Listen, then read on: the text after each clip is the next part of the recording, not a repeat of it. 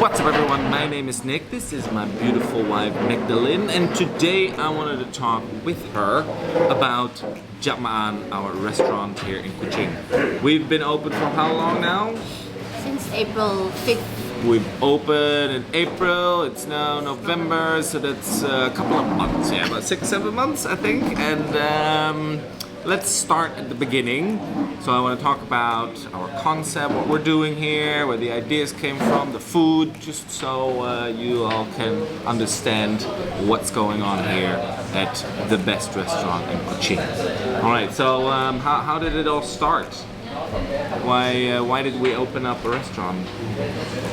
Alright, so let's talk about the concept. Can you tell me about the design? And you picked out most of the design and the bits and the concept. So tell me a little bit more about the concept of Jak Ma'an design-wise.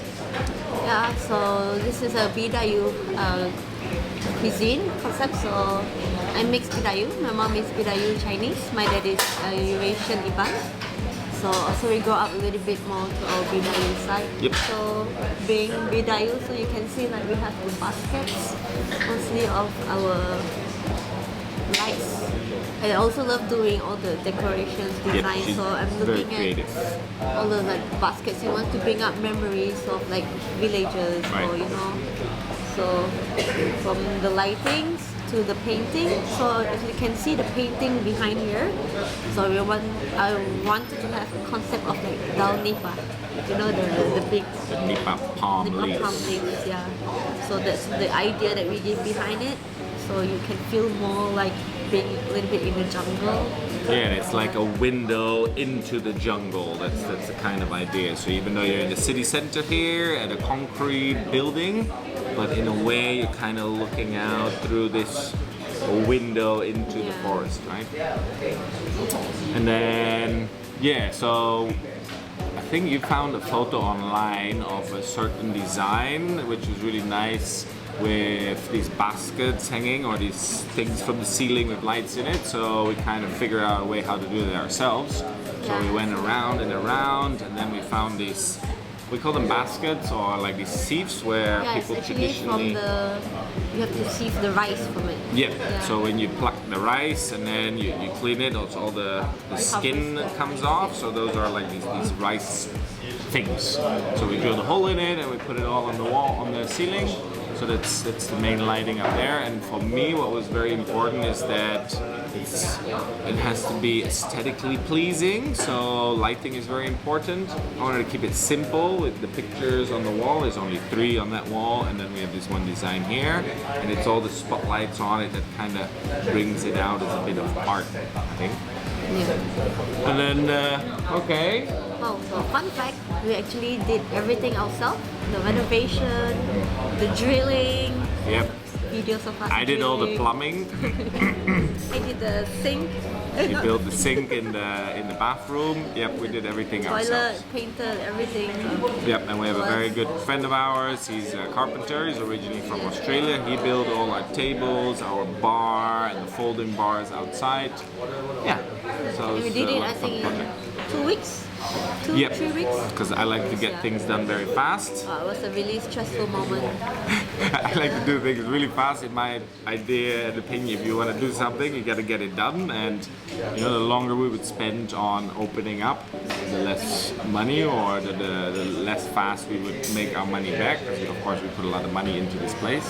So the sooner we can be open and start selling things, the sooner we can enjoy everything. All right, so let's talk a bit more about what we offer to people here. So let's talk about the experience first. We talked about the design. So from your point of view, what kind of experience do you want to create here for our customers? Because you said Kuching is a gastronomic place, right? But if you walk around town, you can't find local food, the diet food. Little jungle food. Food, yeah. So it's nice that we have it here in town. So I think especially tourists, they really appreciate it. They get to try more of the local food that we can serve, that normally people serve when you go for tours, like when you do a tour jungle. but we bring it here in town in Kuching itself. And I think it's more authentic that because Bidayuh they used to have this plate they called tipakwa. So we serve them in the original tipakwa made out of palm tree, Sago palm bark. So Yeah. I think that's also very aesthetic. So and also the drinks. So like we serve tua, we serve our langkau, we serve calamansi, we serve really local drinks Yep. that you can't really find it. I think that's Yeah. what I think. Yeah, Unless I you think get unless you go to the longhouse, you get to experience this with the moral, But you get to experience it now here in Jak Ma'an. Yeah, I think and building on top of that with the design here, and with the food that we're offering and the music that we're playing, which is more traditionally Sarawak music, and of course with the team we have, we really discuss with our team how we can get the best experience for our customers. So I always say, go talk to people, whether they're tourists or locals. I think we get more locals, of course, than we get tourists. But talk to everyone, ask them how their food is. So I think that's all very important part of the experience. And because there's a lot of wood here, so it kind of feels like you're in the jungle in maybe a longhouse or a village. But of course, it's still reasonably modern. You're in the city, so it's a kind of combo between all that, creating a real nice Sarawak experience. I think that we haven't really seen anywhere in another restaurant in Kuching, so that's what we want to create. And another very important thing is there's a happy hour crowd, which is usually fun and nice after work. So we have more of an outside area for that, where they can have their afternoon happy hour beers, or their jungle cocktails as we've designed them. Yeah. All right. Okay, next topic. Can you talk a little bit more about the dishes and the food that we're selling here and why you mainly pick these dishes? Okay, of course the dish that is dear to my heart is our linut, because when I was younger, me and my mom, my family, my grandmother, we will all meet up, and then we have this sticky. It's like a glue. It's called linut or sago. Made from sago flour. So we eat it with Bidayuh style. So some people like to mix it with all the food.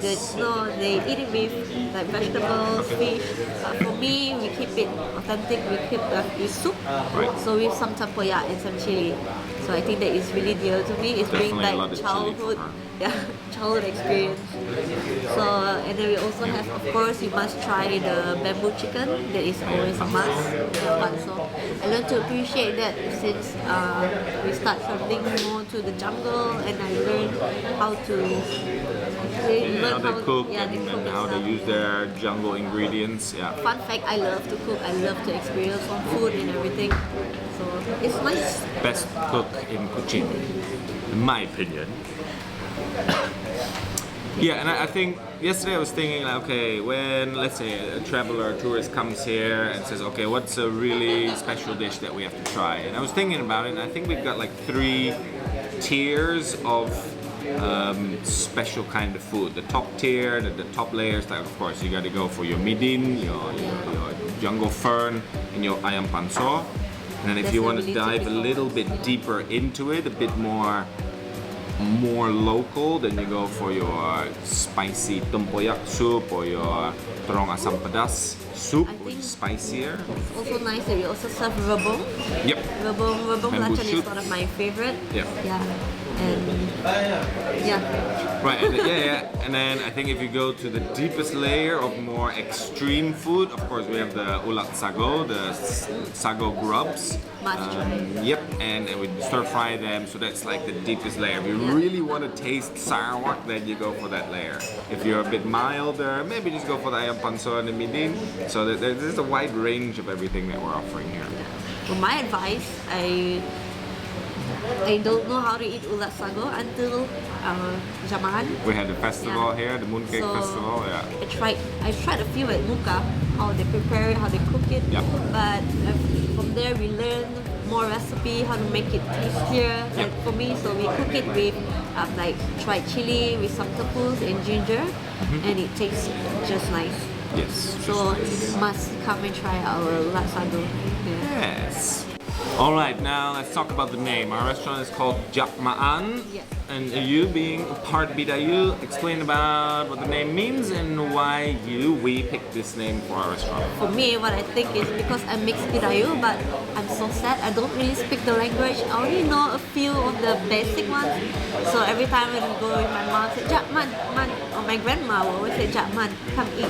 Yeah. So also we were thinking, and Nick kind of knows a little bit of language, and he knows Man, and so Jak Ma'an is a nice name. Yeah, I think it's I think it's nice. It's everyone's welcome. Just come and eat. That's the idea behind it. And then we were thinking about which words to put together. So I really like the word Ma'an, which is M-A'-A-N, but that's from a different Bidayuh dialect than Jak. So you would say Ma'an Sumkoi, which I thought doesn't really fit as a nice name. I really like Jak, but Jak Ma'an. And I didn't like that word, so I was like, never mind. Just pick that word from that Bidayuh language and this one from the other one. Again, about being together, we're all kind of Sarawak and Champola, everything is mixed up. Yeah. Just like all so of them. That's the name, Jak Ma'an, come eat, which is what you should do. Okay, next question, let's talk a bit about what our future plans are and maybe events or things that we're looking into. Okay, because we have a 2-story shop. Right now we're only operating the lower ground, so I think next year we're planning this month. Yep. Within this month, so we're gonna take a look at the upstairs, how we can expand it and make it nice. So it's gonna be more like a private area. I think it will be more of an event space or for groups or birthday parties. You can just take the whole upstairs space. It's a similar design. We don't know exactly what we're gonna do. We'll have a similar bar kind of thing there, so people can have their drinks there, and then the food can come from downstairs for the kitchen, and then private parties or the tourist groups that need to have their lunch here. Something like that, a private kind of space. That's the idea. Yep, and I think we're looking always at more live music, which I really like. I'd love to have live music every day, but it's not easy to get, bands and players. Yeah, I think it's really important for us to keep all this traditional culture here, because no culture, there's no future. I like the same. It's the first time I hear it. No culture, or no future, no culture, no future. It's a good one, yeah. No culture, no future. Yeah. I think that's a nice statement. As we go older, we forget about all our culture, all our food, how we prepare them, our traditional food and everything. Yeah. And I think it's so important that we bring back all the sape players, the people who play these local instruments. We need to keep that into our culture, so our kids will know about them. Yes. Which is why we kind of teamed up with some of our friends, Renning Peter Paris. I think he's one of my favorite artists, musicians here in Sarawak. He's originally from Baklalan in the Highlands. He's not Iban or Bidayuh, but he's Lun Bawang. And I said, I want you to come and play here at least once a month, so it's a fixed thing. He'll come and play with his band Bata Udo every month, and they play very traditional Sarawakian music, which is a bit outside the box. They don't play the sape, which is the most common instrument from here, but he plays the tapi, and then they mix it with a bit of modern instruments, with a bass guitar, and they play traditional music, and then at the end of the set or at the end of the night they play any pop songs, which he can also play on that kind of instrument. So that's kind of instruments. And it's keeping that culture alive, and I think it's really nice, and I feel very proud that we have this place and we are able to have him play here and keep his tradition alive as well. And it's all about community. But it's true. That's the idea of being together, being proud of your identity. Sure, I'm a foreigner, but I can see it because I'm always looking at it from a different point of view, and I see how interesting the culture and the history is here, and how important it is to preserve all that. And I think that I start to appreciate more because of him, because he really, sometimes when you're in your own culture, you don't you've seen it all the time, you just don't realize. It's normal. It's normal, but from his point of view, from his eyes, I tend to learn more and appreciate more of my culture. Like I said, I feel very sad that I don't really have kampong. Yeah, like a Real village, kampong, like yeah. you know the village where you have, my friends have, they can just go back to the kampong, Yeah. meet some people, get and everything. But we don't really have that. So But now we bringing do, we the- create our yeah, own we little create our own kampong there. little, yes. So that's Okay. nice. I think that's nice. Is there anything else you want to share? Or anything you want to ask the viewers? Tell them to do? Okay, so those Bidayuhs out there, so if you know any more recipe that you would like me, they would like us to try to recommend, so we can try to put them into our menu, so other people can try them, family recipe or anything. I would love to try them out, Yep. and we can learn how to make it better. And maybe so. Yep, and So just- here in Jaan. Yep, and just to let everyone know, we serve no pork in our kitchen. We do have alcohol that we sell. We just pour it in different glasses. So we always say we're Muslim friendly. Yeah, so, everyone can come and eat enjoy. here. Yeah. All right, I think this is the end of the video. We've been talking a lot. I enjoy this, so maybe we'll continue over coffee and talk more. But this is the end of the video. Thanks for watching. Thanks for being in this video with me. Leave a like, leave a comment, subscribe to my channel, our And channel. don't forget to come to Jaan. Come to Jak Ma'an. See you here. Bye. Bye.